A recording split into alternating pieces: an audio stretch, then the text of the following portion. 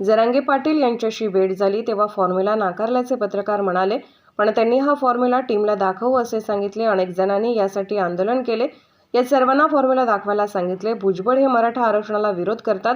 भुजबळ यांनी जस्टिस रोहिणी आयोगाचा अभ्यास करावा. या आयोगाला तुमचा विरोध आहे का? ओबीसीच्या सब कॅटेगरायझेशनला तुमचा विरोध आहे का? मी सोपा फॉर्म्युला दिलेला आहे. मला DCM यांनी अर्धा तास द्यावा. मी तुम्हाला फॉर्म्युला समजावून सांगतो. भटक्या समाजाला 3% विमुक्त समजा, 4% आरक्षण देऊ शकतो. महाराष्ट्राला इम्पेरिकल डेटा मिळाला आहे, त्यामुळे आपण 57% आरक्षण देऊ शकतो. मी सर्व सांगायचा प्रयत्न करतोय, पण ऐकायला तयार नाहीत. कोणाला भीती एकट्या भुजबळांना, त्यांना पण समोर बसवतो. पण भुजबळांनी वेळ दिला पाहिजे. गोपीनाथ मुंडे यांनी देखील दिलेले 2% आरक्षण देखील यांना देता आले नाही. या आरक्षणातील सर्वात मोठा अडथळा भुजबळ आहेत. हा 20 तारखेचा मोर्चा कोणाला परवडणार नाही. आरक्षण कुठून आणणार आहात?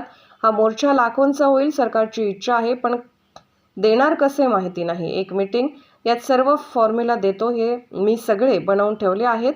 मंत्रिमंडळ बैठक घ्या आणि घोषित करा. या फॉर्म्युलाने सर्व समाज खुश होईल.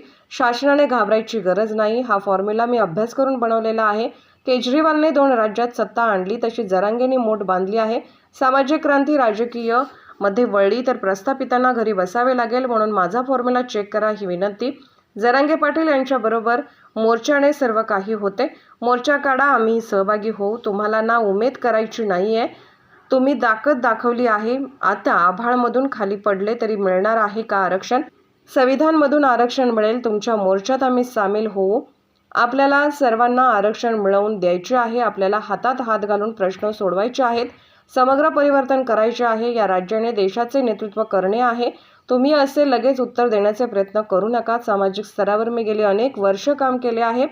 जे मी सांगितले ते सत्य आहे. माझा फॉर्म्युला त्यांना आवडला नाही म्हणतात, पण मी फॉर्म्युला दिलाच नाहीये. त्यांना आवडला न आवडला कुठे आहे? आम्ही ओबीसी नेता म्हणून आलो होतो. आमच्याशी वाद घालण्यात अर्थ नाही. मराठ्यांच्या पदरात काहीच पडले नाही, तर याचा विचार करावा. माझं म्हणणं एवढंच होतं की तुम्ही जेवढा दबाव टाकायचं ते टाकलेला आहे.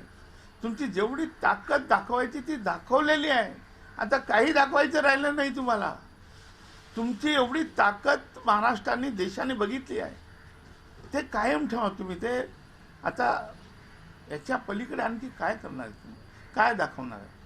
एवढी ताकद, एवढे सभा, एवढ्या मोठमोठ्या सभा झाल्या, जरांगेचं एवढं नाव झालं, सगळं झालं ना. आता काय आहे? आता तुम्ही म्हणजे आभाळातून जरी खाली पडलो आपण, आभाळातून वरून खाली, तर मिळणार आहे का आरक्षण? आरक्षण विचाराने मिळेल, संविधानाने मिळेल. आरक्षण चर्चेमधून मिळेल. आरक्षण डायलॉगने मिळेल. आरक्षण तुम्हाला आम्हाला सरकारशी बोलावं लागेल, तेव्हा आरक्षण मिळेल. आणि म्हणून माझं तुम्हाला परत सांगतो, जरांगे साहेब, तुम्हाला नाउमेद करण्याचं तुमच्या मोर्चामध्ये आम्ही सुद्धा सामील होऊ. आणि तुम्ही जर 1000 गाड्या आणणार असाल तर आम्ही शेकड्याने आणू. तुमच्या मोर्चामध्ये मी स्वतः येईल. मी स्वतः तुमच्या मोर्चामध्ये सामील आहे. अनेक आमच्या लोकांना सांगेन की या मोर्चामध्ये तुम्ही सामील व्हा. आपल्याला 12 मोर्चेदारांना आरक्षण मिळवून द्यायचं आहे. आपल्याला ओबीसीला आरक्षण मिळवून द्यायचं आहे. आणि आपल्याला मराठा समाजाला सुद्धा आरक्षण मिळवून द्यायचं आहे. आपण दोघे एकामेकाला हात धरून मजबूतीने जर पुढे आलो तर सरकार सगळे जनगणना करेल. उद्या सरकार आपल्या सगळ्या पोरांना 100% स्कॉलरशिप देईल. सरकार आपल्या शेतकऱ्यांना आपले प्रश्न सोडवेल. आज एकच आरक्षण नाही, अनेक प्रश्न सोडवायचे आहे. जरा आपल्याला, तुम्हाला, मला हातात हात घालून आपल्याला प्रश्न सोडवायचे. आपल्या महाराष्ट्रातले अनेक प्रश्न आहेत. अनेक गोरगरिबाचे प्रश्न आहेत. केवळ आरक्षण हा विषय नाही आहे. माझ्यासाठी तो नाही आहे विषय. माझ्यासाठी संपूर्ण समग्र परिवर्तन महाराष्ट्रामध्ये, या देशामध्ये आलं पाहिजे. गोरगरीब सुखी झाला पाहिजे. फुले शाहू आंबेडकरांचा हा महाराष्ट्र आहे. या महाराष्ट्राने फुले शाहू आंबेडकरांचं विचार घेऊन देशाचं नेतृत्व केलं आहे. ते तुम्ही करा. तुम्हाला संधी आहे. तुम्ही अशा पद्धतीने कोणी बोललं की त्याला लगेच उत्तर द्यायचा प्रयत्न करू नका. त्यामुळे मी बोललो काय वाईट बोललो नाही. माझं म्हणणं होतं तुम्हाला 20 तारखेची गरजच पडणार नाही, 10 तारखेला तुम्हाला आरक्षण देता येईल, हे माझं म्हणणं होतं. या उपर तुम्हाला मोर्चा काढायचा आहे, काढा. आम्ही तुमच्या सोबत आहोत. विषय संपला. आणि मराठा समजा आरक्षण मिळेल आणि ओबीसीला सुद्धा त्याच्यात 12 बलुतेदाराला आरक्षण देऊ शकतो. विशेषतः आपण भटका समाज आहे, 2.5% त्यांना आरक्षण दिलं आहे, ते वाढवून त्यांना 3% आरक्षण देऊ शकतो. विमुक्त समाजाला 3% आरक्षण दिलेलं आहे, ते 4% करू शकतो. आणि जो धनगर समाजाला 3.5% आरक्षण आहे, हे ते 4% करू शकतो. आणि 12 बलुतेदारांना 3% आरक्षण करू शकतो. आता तुम्हाला वाटेल की हे आरक्षण कुठून आणणार आहे, हे कसं काय वाढणार आहे, हा प्रश्न पडला असेल ना. त्याचं उत्तर मी सांगतो तुम्हाला की आपल्या महाराष्ट्रामध्ये इम्पेरिकल डाटा आपल्याला मिळालेला आहे. बांटे आयोगाने सांगितलं की ओबीसी हे 37% आहे. याचा अर्थ आपण आता 37% आरक्षण महाराष्ट्रात देऊ शकतो, 27च्या ऐवजी. आणि त्यामुळे आपण 57% पर्यंत जाऊ शकतो, म्हणजे 50च्या वर 7. त्याच्यामुळे आपण ह्या सगळ्या लोकांना अकोमोडेट करू शकतो. आपण समजा 27% जरी ओबीसीला ठेवलं तरी आपण 10% पर्यंत मराठा, कुणबी, लेवा पाटील, पाटीदार या आणि या समाजाला आरक्षण देऊ शकतो. एवढं ह्या नवीन फॉर्म्युला आता तुम्हाला दिलेलं आहे महाराष्ट्राला, हे माझ्या अभ्यासातून आलेलं आहे. हे काही सगळ्यांनाच माहीत होतं, पण कोणाच्या डोक्यात आलं काय की बांटे आयोगाने आपल्याकडे इम्पेरिकल डाटा सबमिट केलेला आहे. सर्वोच्च न्यायालयाचे अनेक निकाल आहे. जर तुमच्याकडे एम्पिरिकल डाटा असेल, जर तुमच्याकडे लोकसंख्या असेल ओबीसीची, तर तुम्ही ओबीसीचं आरक्षण वाढवून देऊ शकता. बिहारने केलं नाही का, लोकसंख्या केली, त्यांनी वाढवलं. तामिळनाडूने यापूर्वीच लोकसंख्या केली होती, म्हणून त्यांनी 69 पर्यंत नेलं. ते आपण 57 पर्यंत नेऊ शकतो, कारण आपल्याकडे इम्पेरिकल डाटा आहे.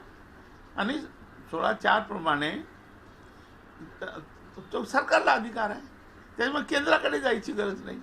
हे सगळं मी सांगण्याची प्रयत्न करतो आमच्या मुख्यमंत्र्यांना, आमचे डॉक्टर देवेंद्र फडणवीस साहेबांना, आमचे दुसरे उपमुख्यमंत्री आपले पवार साहेब यांना सांगण्याचा प्रयत्न करतो. पण ते ऐकायला तयार नाही, कारण त्याला भीती ओबीसी. अरे ओबीसीच आणून बसवतो ना तुमच्यासोबत, बोला ना, द्या. कुठले नावी, खाती, वाडी, लोहार, सोनार, सुतार, धोबी, तेली, माळी, कोळी यांचे सगळे नेते, राष्ट्रीय नेते, यांचे सगळे राज्यस्तरावरचे नेते तुमच्यासोबत बसवतो. मग तुम्ही कोणाला भीताय? एकट्या भुजबळांना. आणि वेळ पडली तर भुजबळांना सुद्धा तुमच्यासोबत बसवेल, पण भुजबळांनी मला वेळ दिला पाहिजे. आणि त्यांना जर मी समजून सांगितलं आणि त्यांना जर समजलं तर त्यांना काही नको आहे का? ते काय एवढे काय ओबीसीचे विरोधक नाही आहे, पण त्यांना समजत नाही आहे. मग तो प्रश्न आहे. त्यांना त्या दिवशी समजेल की मी त्या ठिकाणी माळी, तेली, आगरी, भंडारी यांना सुद्धा आपण वेगळं 4% आरक्षण देऊ शकतो, जे आज पण दिलं नाही. जे गोपीनाथ मुंडेंनी 2% आरक्षण बंजारी समाजासाठी मिळवून दिलं, ते सुद्धा यांना करता आलं नाही आमच्या माननीय भुजबळ साहेबांना. ते मी सांगतोय, मी वेगळं काय सांगतोय. आणि म्हणून माझी विनंती आपल्यामार्फत की भुजबळ साहेबांना विनंती, भुजबळ मोठं अडचण आहे या आरक्षणामधलं सगळ्यात मोठं जे आहे ब्रेक, म्हणजे काय म्हणतो हर्डल, ते आहे भुजबळ साहेब. भुजबळांनी सांगितलं अख्खा मंत्रिमंडळ तयार होईल. आणि म्हणून माझी विनंती आहे भुजबळ साहेबांना, त्यांनी एक तर जाहीर करावं की रोहिणी आयोगाला त्यांचा विरोध आहे का, सब कॅटेगरीशनला त्याचा विरोध आहे का, हे तुमच्या मार्फत त्यांना मी प्रश्न विचारतो, याचं उत्तर त्यांनी द्या. तारीख आपल्याला परवडणार नाही आणि ते जरांगी पाटलांनी परवडणार नाही. समजा मी त्यांना नाउमेद करत नाही आहे, समजा ते आले, लाखो लोक घेऊन आले, कुठून देणार आरक्षण? नाही दिलं. ते म्हणतात मी आरक्षणच घेऊन जाईल. कुठून घेऊन जाणार आहे? समुद्रातून आणणार हो, कुठून आणणार? आकाशातून पडणार आहे? आरक्षण आपल्याकडेच आहे. मी जरांगे पाटलांनाही विनंती करतो की तुम्ही बघा, मी मागे डिक्लेअर केलं होतं 20 तारखेची गरज नाही, 10 तारखेला तुमच्या हातात आरक्षण आणून देऊ शकतो. फक्त डॉक्टर, आमचे देवेंद्र फडणवीस आणि आमचे एकनाथजी शिंदे आणि आमचे माननीय पवार साहेब उपमुख्यमंत्री यांनी माझ्यावर अर्धा तास बसला की आरक्षण तुमच्या हातात, कुठे जायची गरज नाही, आपल्याकडे आरक्षण आहे. तिथे परत तुमच्या मार्फत सांगतो की हा जो मोर्चा आहे, होईलही मोर्चा, 10 लाखाचा नाही, त्यांचा करोडोचा होईल. उपयोग काय? उपयोग काय? सरकारची इच्छा आहे, पण कुठून द्यावं माहीत नाही. सरकारची इच्छा आहे तुम्हाला आरक्षण देण्याची, पण कायद्यात कसं बसवायचं ते त्यांना माहीत नाही. आणि जे मला माहीत आहे ते ऐकायला तयार नाही. हा तिढा इथे निर्माण झाला आहे. आणि म्हणून माझं आपल्या मार्फत म्हणणं आहे की एक मिटिंग अर्धा तास काढा माझ्यासाठी. पटलं तर घ्या, ना तर सोडून द्या. काय जबरदस्ती आहे? मला जबरदस्तीने हा फॉर्म्युला देणार आहे? माझ्याकडे सगळंच आहे बघा. खरं म्हणजे मंत्रिमंडळाची टिप्पणी तुम्हाला काहीच करायचं नाही, म्हणजे ड्राफ्ट टिप्पणी आहे.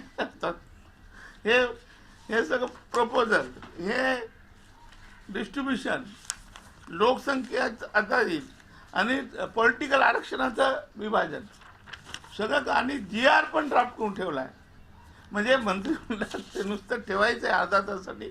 मंत्रिमंडळाची बैठक घ्या आणि मंत्रिमंडळाच्या बैठकीत हो हो करा आणि दुसऱ्या पेपर तुमच्या प्रेसला सांगा मंत्रिमंडळाची बैठक झाली आहे, असं डिस्ट्रीब्युशन झालेलं आहे आणि आरक्षण तो GR तयार आहे.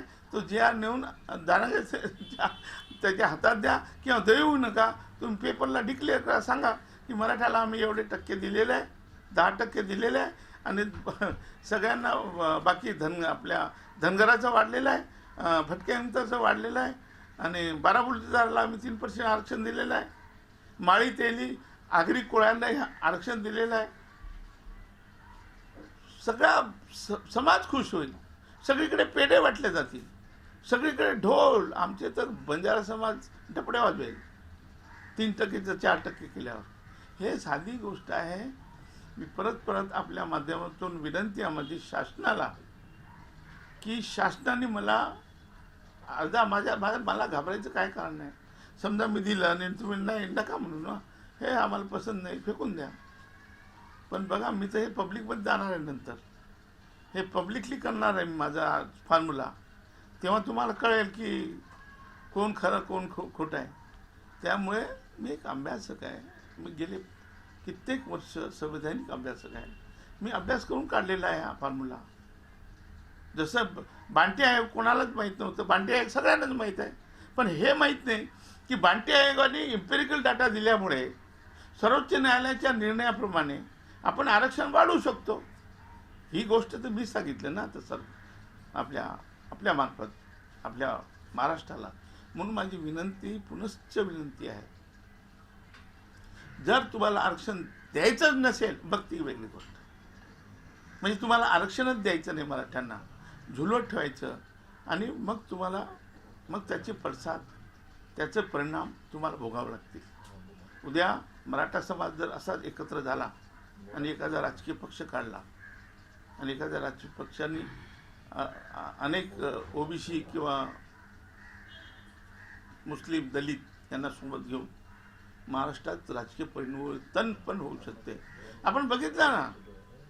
आपण बघितलं दिल्लीमध्ये काय झालं.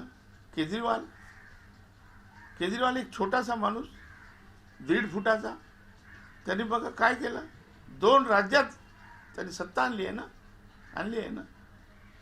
मराठा समाज ज्या पद्धतीने एकत्र होत आहे, मराठा समाज ज्या पद्धतीने जरांगीने त्याची मोठ बांधली आहे, ते क्रांती आहे, सामाजिक क्रांती. ही सामाजिक क्रांती राजकीय क्रांतीमध्ये जर बदलली तर मोठं परिवर्तन महाराष्ट्रात होऊ शकते. ते प्रस्थापित आहे, त्यांना सगळ्यांना घरी बसावं लागेल. तेव्हा प्रस्थापितांनो, तुम्हाला विनंती आहे माझी, त्यात अभ्यास करा आणि मराठा समाजाला न्याय द्या, OBC समाजालाही न्याय द्या, आमच्या बाराबुलदारांना वेगळं आरक्षण द्या, आमच्या सगळ्या SBC समाज आहे जो 50च्या वर गेलेला आहे त्यालाही खाली आणा. आपण 50च्या आत अशा पद्धतीने आपण 57% आरक्षण देऊ शकतो. महाराष्ट्रातला हा तिढा सुटू शकतो. हे माझ्या सगळ्या विद्वानांना, अभ्यासकांना, वकिलांना आव्हान आहे की तुम्ही याचा अभ्यास करा. सब कॅटेगरी म्हणजे काय, आणि हे सगळं माझ्या नेटवर आहे, माझ्या www.hariभाऊराठोड.com. तुमच्या सगळ्यांच्या मोबाईलमध्ये आपल्याला जस्टिस रोहिणी आयोग काय आहे, माझे अनेक लेख आहेत, आर्टिकल्स आहेत, माझं भाषण आहे लोकसभेत. म्हणजे किती दिवसातून मांडतो. अगदी सुरुवातीपासून जर सांगितलं तर 25 वर्ष झाले मी हा फॉर्म्युला मांडतोय, आज नाही.